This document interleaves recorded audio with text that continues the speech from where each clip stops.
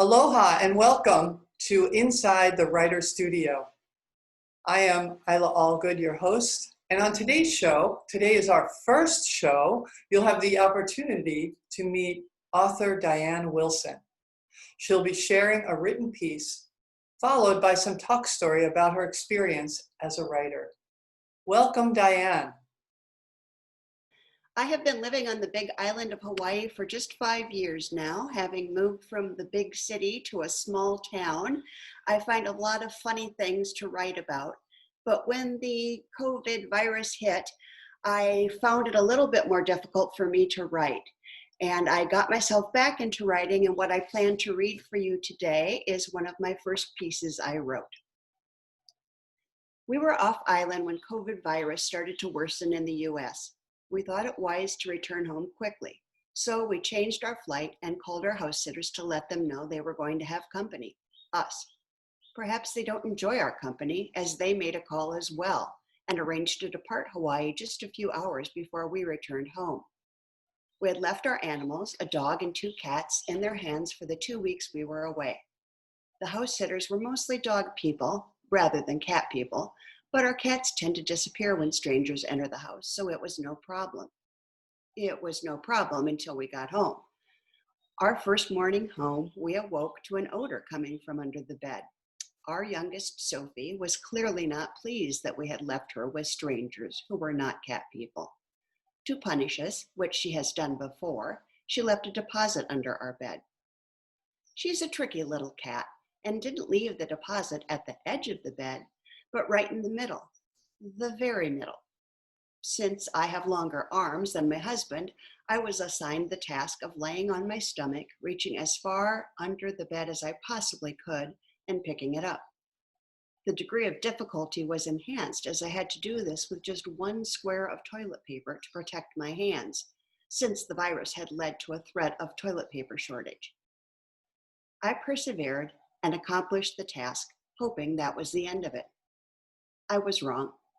The next day, I came across a different, but nevertheless unpleasant and pet-related odor in the bathroom. This was clearly left by our eldest, Oscar. It must have been his turn to punish us, as he has done before. Upon inspection, I was certain that I smelled and spotted his markings in the shower.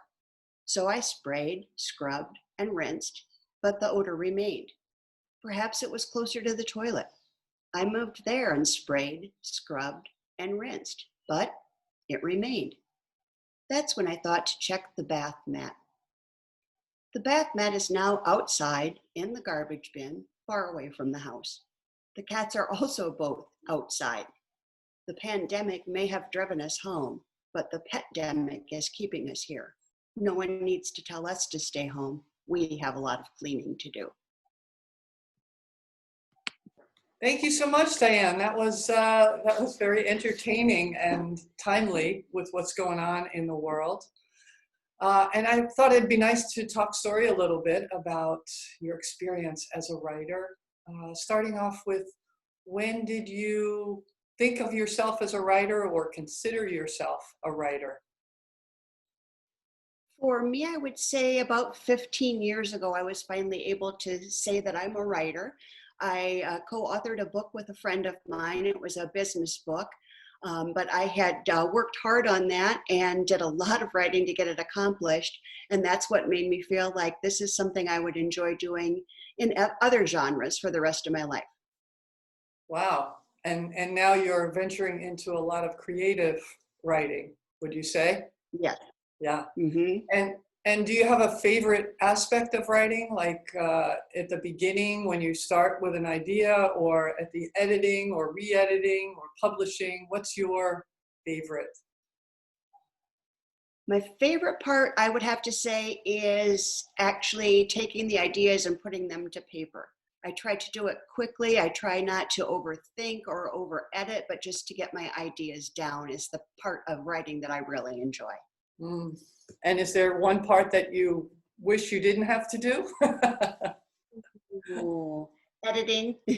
I am a member of a writer's critique group, so I do get feedback on my writing, which I truly appreciate. But then I have to take that piece that I thought was already great and take a look at the suggestions that have been made and decide where to make changes. And that part's a little bit more difficult for me.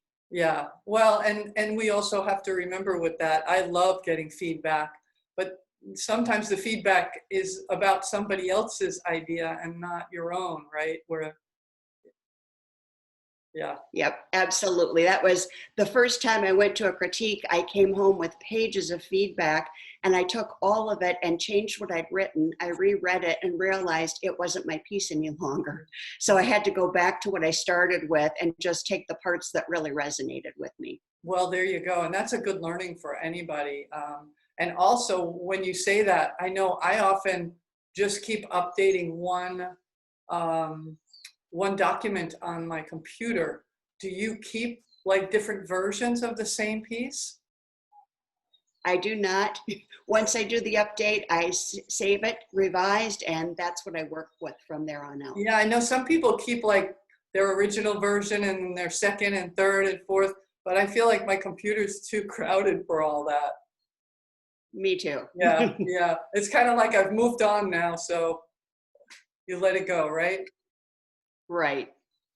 All right. Well, thank you so much for sharing your piece with us and talking a little bit. And thank you for the work you do as the president of the Hawaii Writers Guild.